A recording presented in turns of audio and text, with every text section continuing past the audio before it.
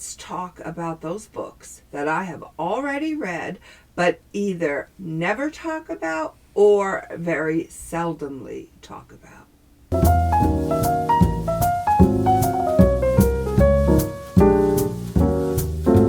Hello, welcome to my channel, The Grape Jelly Library. My name is Floss. Thank you for joining me. I always look forward to your visit. Let's talk about a little ditty. Well, it's more than a little ditty. It's a little ditty, but there's a lot of information in this book. So if you like true stories that are shocking and make you think, here we go. In the early 90s, John Krakauer covered a story about a young man named Christopher Mccandless. Christopher was highly intelligent. He came from a well-to-do family, and he had an agenda all of his own.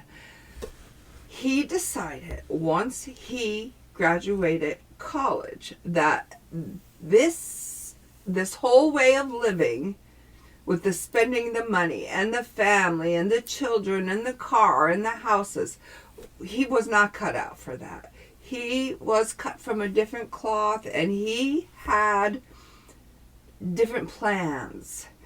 So with a dream and with a fairly high amount of intelligence, I'm going to say that because, yes, he was extremely smart, but sometimes your smarts will only get you so far. Oh, what a story. Okay, here we go. So after Christopher graduates school, he decides, to the shock and dismay of his parents, that he's going to set out on a journey. He's going to hitchhike to Alaska all by his lonesome. He's going to abandon all worldly things. Cash, credit cards, checks, all useless to him. He doesn't need them. He's going to live off the land, and he's going to trek all the way from California to Alaska with just his wits. Okay, so he hitchhikes, and he meets a few gentlemen along the way. He encounters quite a bit of obstacles which wildlife will often present, and he finds himself in a predicament. But before we get there, let's take it back a little bit.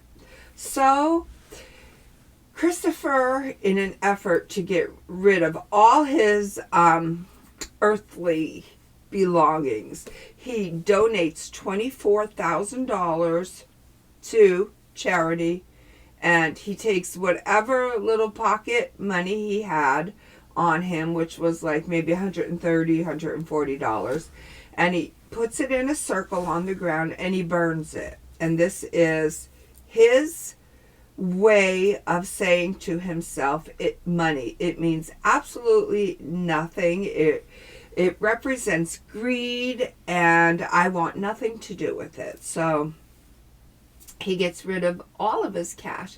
He abandons his car, so he has no vehicle whatsoever.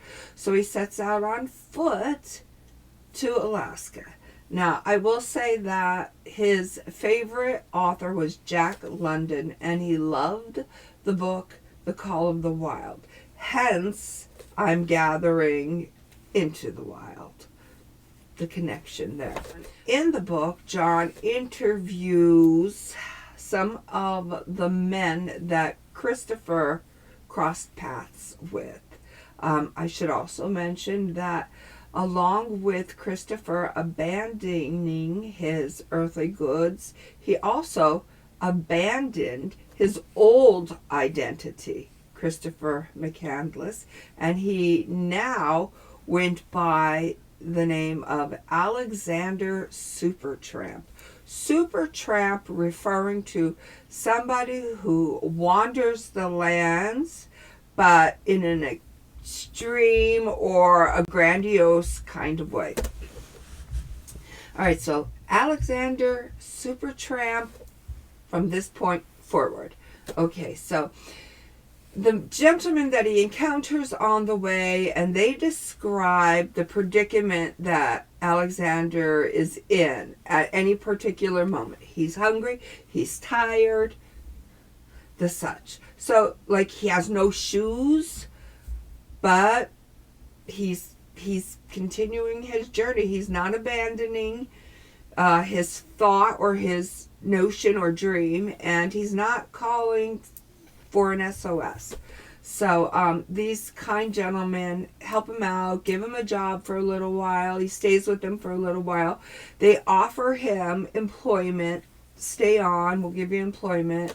But Alexander's not going to have anything to do with that. He is moving forward. And then at some point in his travels, when he gets like further down, he sends a postcard to one of the gentlemen to say, hey, the gentleman that he was residing with, to say, hey, if you get any more of my, mail correspondence, just forward it back to sender, because you're probably not going to hear from me ever again. This is going to be the last time you hear from me.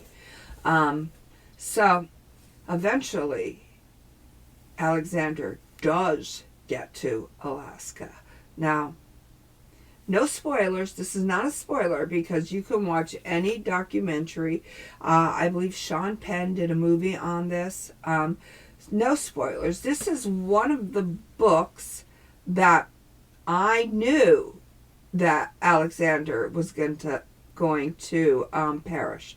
I knew he was going to die, but that intrigued me to want to read the book even more. So sometimes they're not spoilers. Sometimes they are pushes to say, well, what about all the in-betweens?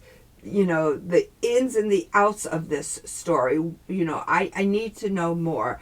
I feel like I'm hanging there, and there's more that I need to know, or that needs to be told, or I need to explore. So I don't think I'm giving spoilers. I think I'm giving even more of an incentive to read this book. A lot of you have already read it. Comment below if you have. And also comment below if you have seen any of the documentaries or the movie.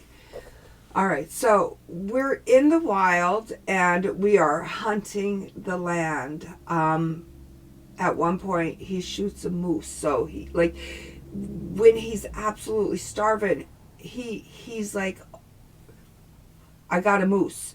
Okay, my problems are somewhat solved. No, they're not, because he did not preserve that moose correctly. And so that was like all for nothing. And then he would if he wasn't eating like squirrels, rabbits, porcupines, what have you, he was eating the vegetation off the land, the leaves. And there's a thing called potato root. And what Christopher didn't know is like the stem or the root part is edible, but the seed part is not. And he was gathering those seeds in a bag and he was eating those. But what he didn't know is they were poisonous. They depleted you of your nutrients, so that when you went to, even more so than that, when you went to eat something, you couldn't absorb any of those nutrients, and you were just going to basically starve to death. He did find an abandoned bus that he was able to make, a temporary home from. Very cold, very, very cold at times. And it's bizarre. It's amazing. It's so like compelling. I do that because, you see, I feel like as much as there is that I can tell you, as much information as I can tell you. There's so much more information out there.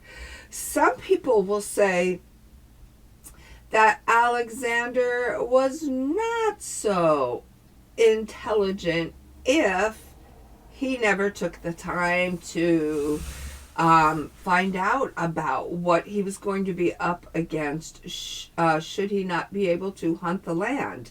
What actually is 100% edible, what is not. There's a point in the book, and ooh, this part got me.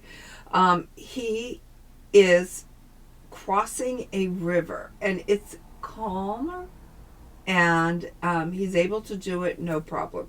Now, once he gets to the other side of the river, he finds a bus, he sets up camp, the weather turns, he decides he's going to cross back over the river. He cannot, because now the river is raging. So now he is stuck on that side with no way out. And I don't know, panic is setting in. Panic's setting in for me. And, you know, don't forget, this was in the 90s. We did not have the luxuries that we had today. I don't even know that he had a map with him, to tell you the truth. I don't think that he did. But this is a heart-wrenching story. This is a story that, you know, if you put yourself into his shoes, the predicaments that he found himself in, what would you do? What would you do? Sad. He actually pens a note and he leaves it behind in the bus. He's feeling very, very ill, not well at all. He's tired. He is starving, but he's going to go out and see if he can find some berries. So he leaves a note in the bus that should anyone come along, please, please, please, I beg you, you know, to stay. I'm out here trying to find some food to eat, and I'm very, like, gravely ill, and I need your assistance, SOS. And they do eventually, hunters find that SOS, but it's a little too late.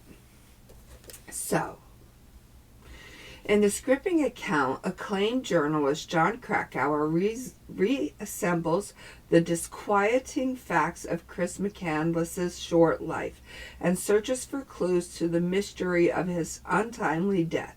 Digging deeply, he also unravels the larger riddles surrounding Mccandless's case, the pull of the American wilderness, the allure that it holds for restless young men, the complex bond between fathers and sons, a cherished contemporary classic of investigative journalism. Into the Wild blazes with power and luminosity on every page. I agree with that wholeheartedly. It's not a very big book. It wouldn't take you very long to learn about this young man's life. And I do feel like this should be required reading. I do feel like it should be. And there is a big question that was just presented to us. What is it about wildlife or the wilderness that calls one into it, knowing the dangers that lurk? Whatever you're reading, I hope you're having a ball. Until we meet again, know that I love you. Be well, be good, be reading.